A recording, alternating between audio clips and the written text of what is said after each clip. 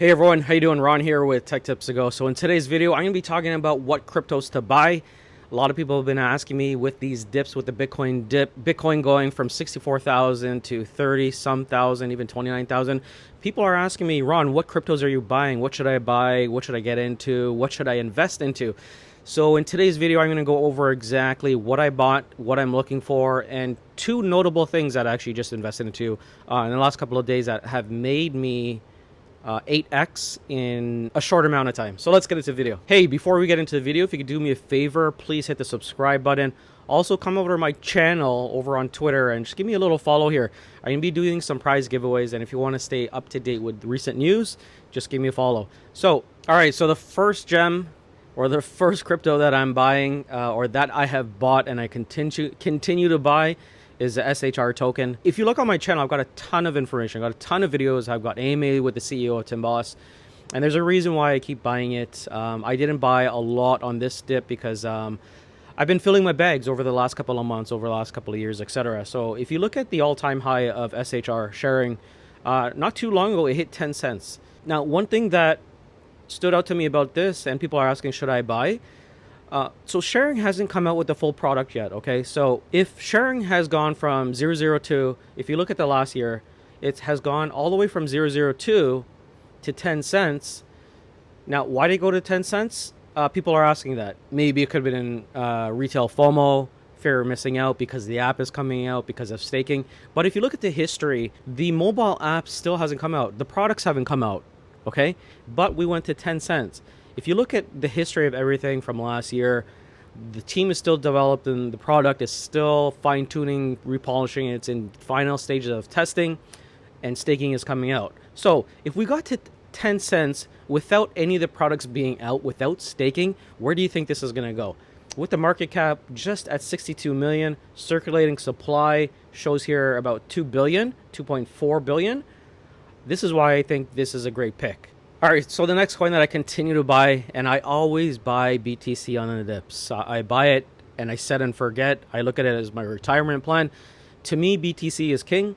I did a little graph. I was just kind of showing this to some other people that if you look at the way things are trending, do these dips scare me? No, because typically we always do this, not financial advice, do your own research. This is like an EMA trend. So the moving average, and this is the 2018 peak of the bull run era. I showed prior to the bull run, we had 38% dips, 39% dips, 20% dips. Along the way, you could actually see, if you zoom in here and pause my video, that we had significant dips. You know, they range from, like I said, from 20 to 30. But the overall thing that I was showing people in this chart is that the moving averages on the 20 to 50, 100 continue to go up as we're in this bull run. Now, if you look at this, this is the same stuff that we're experiencing. A dip here, a dip here, a dip here. Then over here, we experience something different. We experience some Elon tweets that tanked the market, as well as some China FUD about banning cryptocurrency. So this was a little bit different. But let's say you minus this, you could clearly see, you know, from a 200 to 100 day moving average, we were just trending similar to the graph which I showed you in 2017, 2018. So that's one that I continue to buy. The way I look at Bitcoin is set and forget. You know, if you bought Bitcoin last year, maybe 12 to 13 months ago or 13 to 14 months ago, you could have gotten at 3,800 on the dip, right? Even if you talk about 2 years, you probably could have gotten, you know, 8,000, 7,000, and we reached an all-time high of 64,000. So where do you think Bitcoin is going to go with all the institutional investors and players that keep buying Bitcoin? I just think it's going to go to an easy 100,000, not financial advice. Do your own research. All right, the next coin that I'm going to say that I bought was a little risky. So these next two coins that I'm going to be talking about is something more in an advanced technique. Not an advanced technique, but it's an opportunity that I look at, okay? And I don't recommend this for a lot of people. Like I said, only go in with the amount of money you can afford to lose, okay? So when I look at Pancake Bunny, if you're not familiar with Pancake Bunny, if you go over to Twitter, there was an exploit or a flash crash, okay? So if you look at this, they went all the way. If you look at the 30-day, they were all-time high at $504. Now, if you look at the 14-day chart, you can see what happened over here. They're around 300, 150, and then all of a sudden they went to $7. So if you're in my private group and if you're following me on Twitter, you'll notice that I bagged Bunny at $7. So when I say I made an 8x return, actually it was a 10x return, it went all the way back up to $70. So it went over here, 11, and it peaked up to $70. All right, I decided to show a better chart on Poocoin app. So if you look, you know, they went all the way down to $7. Sorry, this is on the 15-minute chart. We could just scroll back a little bit. But look at this. So these are opportunities that I like to take, or that I teach some of the people in my private group, is you take advantage of these, but they are a little bit risky. Some of the main things you have to watch out and you have to ask for, I talk about a lot. One is being, what kind of hack was it, right? So when I looked at everything, I looked at it, I'm like, okay, that wasn't much. The team is still out there. They're responding. It's not a rug pull. Okay, so we went down to, I think it went, yeah, exactly, went down to $1.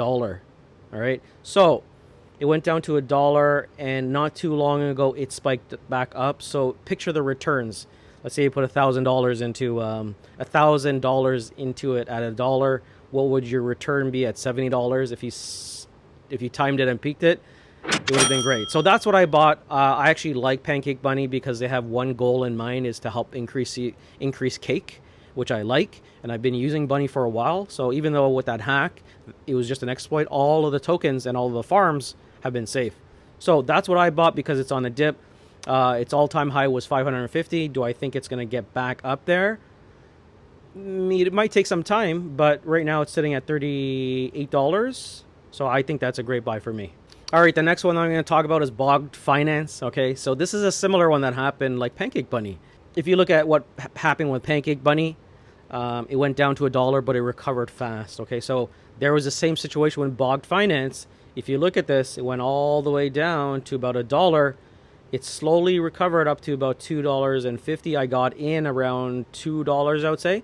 So I'm actually even, and the all-time high was about 22. So I think the next thing to do is kind of wait for the team to mention exactly what's going on in terms of the funds. Everyone's funds are safe. They've actually locked up the staking on everything because those are the accounts that actually got extra tokens.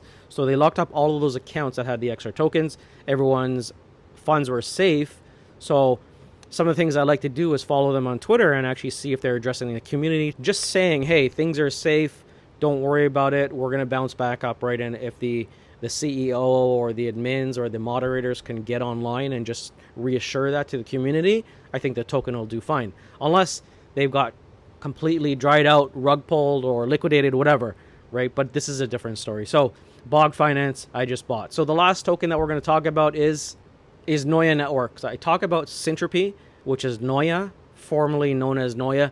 Noya is one of my coins that I'm very bullish on, just because of the use case, right? And when it comes to decentralized finance, meme coins, new coins, sometimes you want to step back and look at your portfolio and see what your portfolio consists of. I looked at someone's portfolio and the other day, and a lot of it was like about 80% of meme coins and DeFi. Now, when I look at that as high risk because yes, DeFi can have some exploits, can have some hacks, etc. Meme coins to me are in and out. But at the end of the day, what do I think wins is utility coins. So utility coins, typically they have a transparent team, great investors, great funding. The coin is being used. The tokenomics are great, and there's adoption. Okay, so that's why I talk about Noya a lot, because the product is out. They've done the roadmap. They're on time. And they have a great team, and they have a great product that's being adopted. The key word is adopted. When you look at cryptocurrency companies, that's the thing that you have to ask, is the product out and is it being adopted? Because if it's being adopted, then we can see blockchain transactions on the mainnet. So when you look at Syntropy, if you're not familiar with Syntropy, you come over to the website, and basically it's programmable internet. Basically, you're connecting internet into one secure and optimized internet for one. So if you look at all these little circles here, just picture all of these dots being nodes.